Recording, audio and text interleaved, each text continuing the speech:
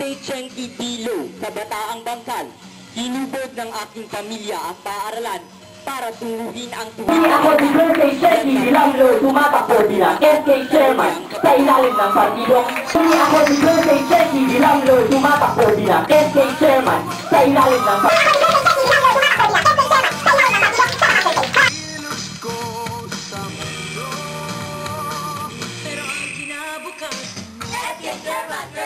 Nakaraan, tumayo din po ako sa inyong harapan.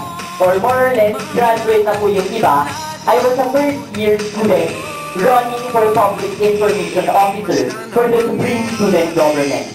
Ngayon po, after 4 years, nandito po at ngayon, hindi lang po pang-institusyon sa eskwelahan ng aking tinatakbuhan.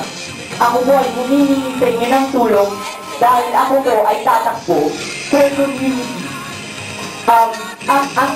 Ang naisip ko po kasi, ano ba ang dapat gawin? Ano ba ang dapat natin simulan? Ano ba ang sigaw ng kapwa ko kabataan? Bakit gusto natin ang pagbabago? Ang daming kandidato, ang daming politiko ang sinisigaw pagbabago. Pero bakit hindi nangyayari yung pagbabago? Kaya po nandito kami, paulit-ulit na sinasabi. Kaya binibigyan ko po ng emphasize. Tunay na pagbabago at tunay na serbisyo para sa kapwa namin kabataan. Pasensya na po kayo, hindi ko po galing. Ay papaliwanag lang po. Okay. So, ang aming partido ay may SK Health. Ito sa mga gobyerno ng aming partido. A for Health.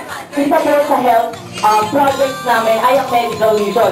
Alam ko po na ang SK ay may pondo. Hindi man po ito sapat, pero alam ko na pwedeng humingi ng tulong ang mga SK with the different non-government officials, mga NGOs. Pwede kaming makipag-coordinate with them to ask for assistance for our medical mission. Medical mission na mag-offer ng discounted medicine for sa kabataan. Ang daming mga kabataan may mga sakit pero hindi nabibigyan ng lunas. Bakit? Napupunta lang sa bulsa ng mga buhayang politiko. Hindi ko matapos yung emosyon ko. Pasensya na po, nagdadala lang po talaga.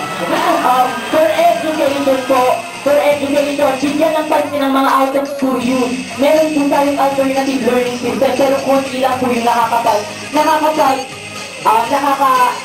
na or pwede, sabi natin dito sa Bangkal, meron more or less 43 na students ang alternative learning system. And dun sa 33 last year, 18 lang daw po yung nakagraduate. Bakit? Isipin natin yung mga dahilan.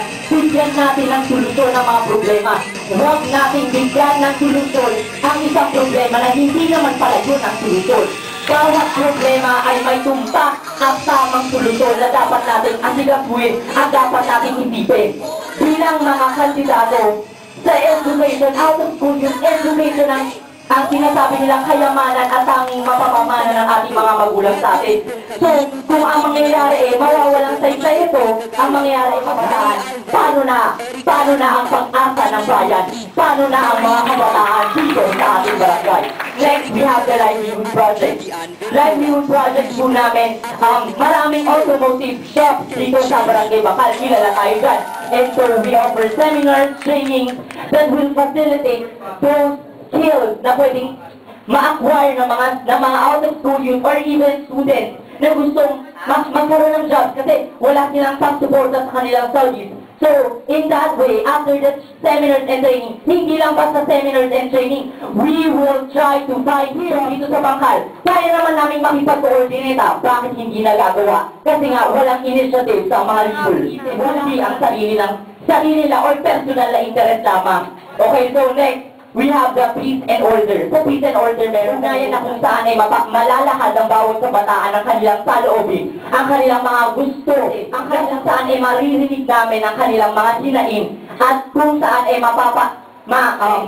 mapoprotektahan sa iba't ibang mga kasamaan or masushelter namin sila sa isang tahanan na tinatawag. Next, last, we have the sports and development. Sa sports and development, sinabi nga kanina ni Raymond Mariali, tuloy ang pag-isang kay Chenky Dilamlo tumatakbo bilang SK Chairman sa ilalim ng partidong sa Bahag Center.